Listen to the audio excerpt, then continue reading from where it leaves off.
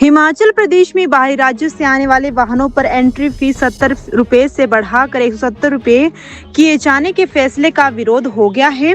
इस संबंध में सोलन के रचित साहनी ने सरकार के निर्णय पर चिंता जताते हुए इसे प्रदेश के हितों के खिलाफ बताया। रचित साहनी ने कहा कि एंट्री फीस में ये भारी बढ़ोतरी पर्यटकों की संख्या को प्रभावित कर सकती है, जिससे प्रदेश की अर्थव्यवस्था पर नकारात्मक असर पड़ेगा। उन्होंने कहा कि हिमाचल पहले से आर्थिक चुनौती से जूझ रहा है और ऐसे में इस तरह का निर्णय स्थिति को और कठिन बना सकता है। सरकार द्वारा पंजाब के नियमों का हवाला दिए जाने पर उन्होंने सवाल उठाते हुए कहा कि यदि अन्य राज्यों के मानदंड अपनाए जा रहे हैं तो कर्मचारियों के वेतनमान भी उसी अनुरूप किए जाने चाहिए। उन्होंने कोरोना वॉरियर्स, मेडिकल और पुलिस कर्मचारियों के वेतन में सुधार की भी मांग की।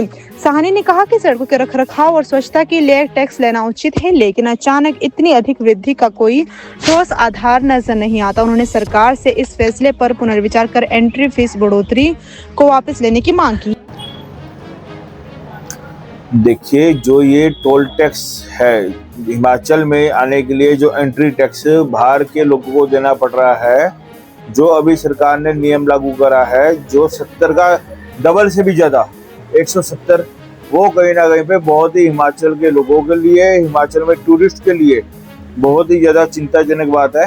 हिमाचल में कहीं ना कहीं पर टूरिस्ट का जो फ्लो है 70 से 170 करके, वो काफ़ी ज़्यादा जो है इफेक्ट करेगा टूरिस्ट को, हिमाचल की इकोनॉमी में इफेक्ट करेगा। हिमाचल की जो हालत है वो इस वक्त आज की डेट में भी कहीं ना कहीं पे किसी से छुपी नहीं है, वो एकदम स्पष्ट है और हर एक जनता के लिए, हर एक आदमी को काफ़ी ज़्यादा स्पष्ट है। हिमाचल की इकोनॉमी, हिमाचल की बुरी हालत, कर्जे में है हिमाचल। उसके बावजूद जो सरकार 70 का 170 कर रही है, मैं पूछना चाहता हूँ इसका क्या माध्यम रह सकता है।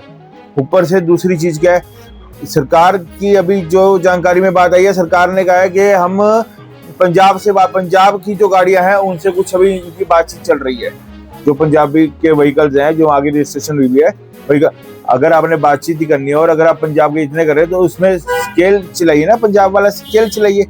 अब 13 साल जो 13 महीने वाली पे है, जैसे हमारे मेडिकल वर्कर्स है, हमारे पुलिस के कर्मचारी है, उनको जो 13वें महीने की पे है वो 26,000 ही चल रही है। एक पर्टिकुलर सा अमाउंट है जो उनकी एक्चुअल वे से बहुत कम है। अगर आपने पंजाब के डेकोरम में चलना है, पंजाब के क्राइटेरिया फॉलो करना है, तो उसको फॉलो करते हुए आप उनकी पे भी बढ़ाइए।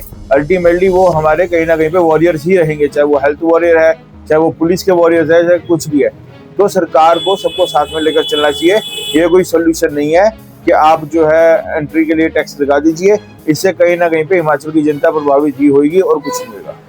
देखिए, टोल टैक्स तो एक अलग आ गया चीज, टोल टैक्स तो आ गया सर सड़कों के लिए, पर हिमाचल में एंट्री के लिए चलो वो भी मान लिया, ग्रीन टैक्स हो गया, हिमाचल की स्वच्छता को बनाने के लिए सारी चीजें हम एप्लीकेबल कर रहे हैं, एंट्री के लिए टैक्स हो गया, हो सकता है, कुछ इसमें दो राय नहीं है।